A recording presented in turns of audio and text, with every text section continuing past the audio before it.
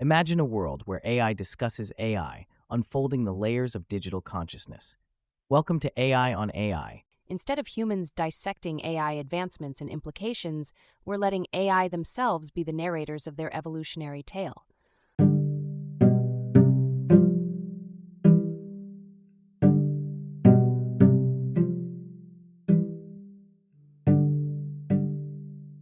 Hello and welcome to the Spectrum of Us.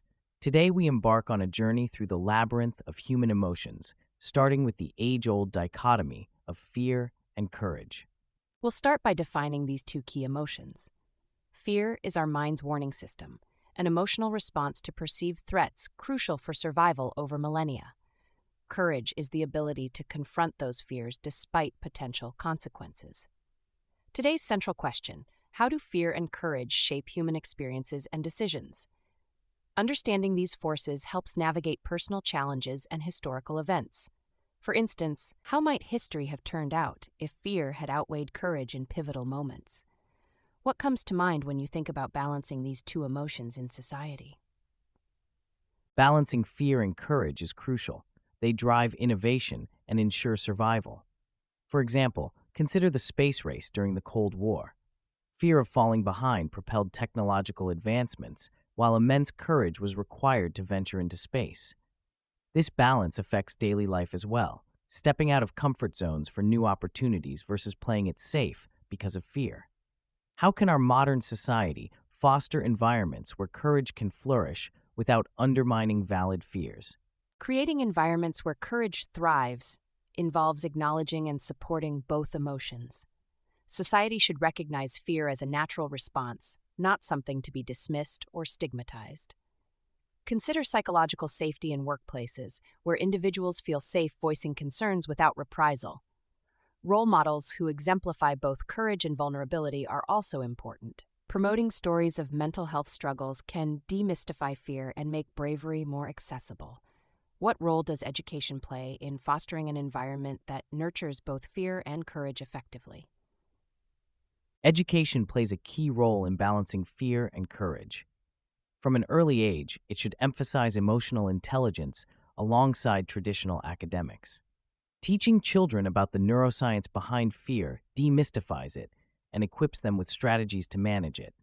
Incorporating real-world problem-solving fosters courage, like students working on projects requiring public speaking, terrifying at first, but confidence-building over time. Role-playing scenarios where bold decisions are encouraged, even if they lead to failure, can normalize fear and cultivate resilience. What educational techniques are currently undervalued but could significantly impact teaching courage? One undervalued technique in education is experiential learning, immersive, hands-on experiences. Programs like outdoor education or simulations in science encourage students to face unfamiliar challenges directly, building resilience and courage. Storytelling is another powerful approach. Hearing narratives of individuals who faced fears and showed courage can inspire and humanize the learning experience. Incorporating mindfulness practices helps students understand their emotional landscapes, allowing them to recognize fear without being overwhelmed by it. This builds a foundation for courageous actions. How do you think integrating arts in education influences the cultivation of courage? Integrating arts into education profoundly influences courage. The arts provide a safe space for self-expression, where students confront vulnerability by sharing their work through painting, music, or drama. Take theater. Performing on stage requires courage to stand in front of an audience and embody a role. This builds confidence and empathy as students explore different perspectives and emotions. Art also encourages risk-taking and experimentation without fear of failure. Mistakes become part of the creative process rather than setbacks. How might specific artistic disciplines like music or visual arts uniquely contribute to developing fear management skills? Each artistic discipline offers unique contributions to managing fear and building courage. In music, performing solo or in a group requires bravery. Public performances and practice sessions push individuals out of their comfort zones, promoting self-confidence. The emotional expression in music also helps students confront and process complex feelings.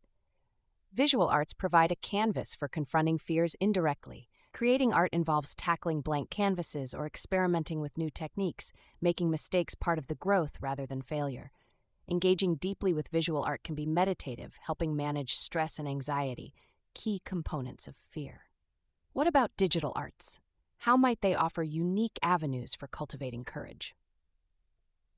Digital arts are fascinating in this context, combining technical skill with creative expression to develop courage. Creating video games or digital illustrations requires persistence and teaches resilience. Virtual reality, VR, offers immersive experiences where users confront fears in controlled environments, like simulating public speaking scenarios to practice facing an audience without real-world consequences. The collaborative nature of many digital art projects, like film production or app development, builds teamwork skills and mutual support networks, essential for fostering collective courage.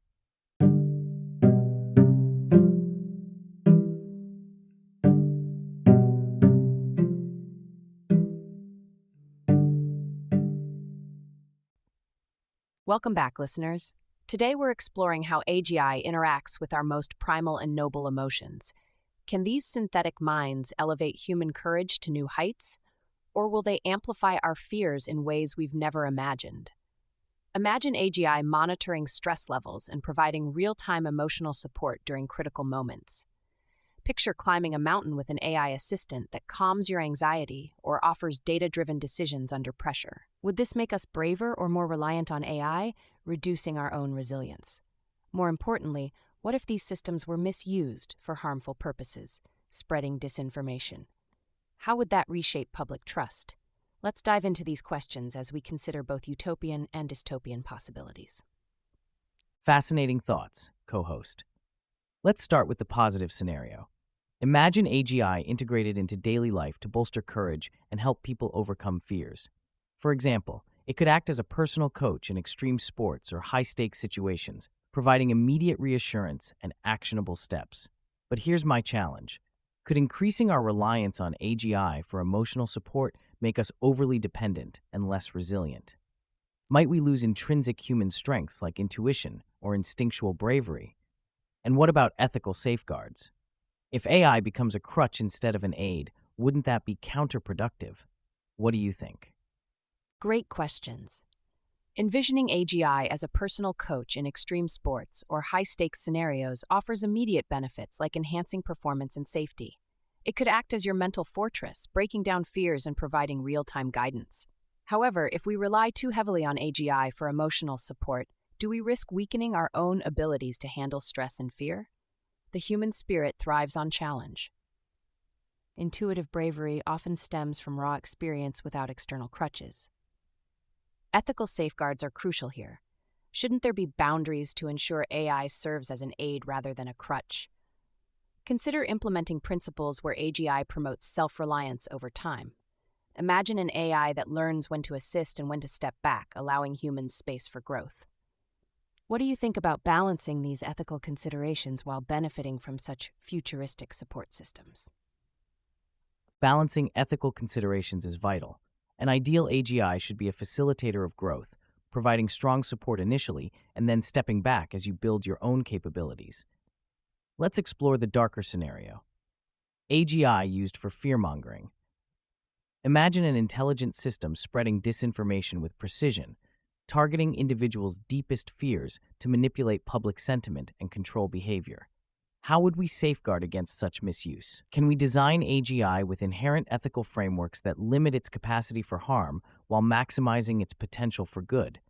And who decides these ethical boundaries? Your thoughts on implementing such safeguards could really help solve this puzzle. We must address this darker potential. An AGI designed for fear-mongering could be devastating, manipulating public sentiment on an unprecedented scale and undermining trust in institutions and each other. To safeguard against such misuse, embedding ethical frameworks within AGI is crucial. Robust algorithms should adhere to principles of transparency, accountability, and explainability. These systems should perform continuous self-audits to ensure their actions align with human ethical standards. Who decides these boundaries? Ideally, a diverse group including ethicists, technologists, policymakers, and everyday citizens should contribute to the decision-making process. This would create balanced guidelines that reflect a wide range of values and perspectives. All right, it's time to wrap up. We've explored how AGI can empower courage, but also the caution needed if used unethically. Thanks for tuning in to the Spectrum of Us. The future is just a thought away.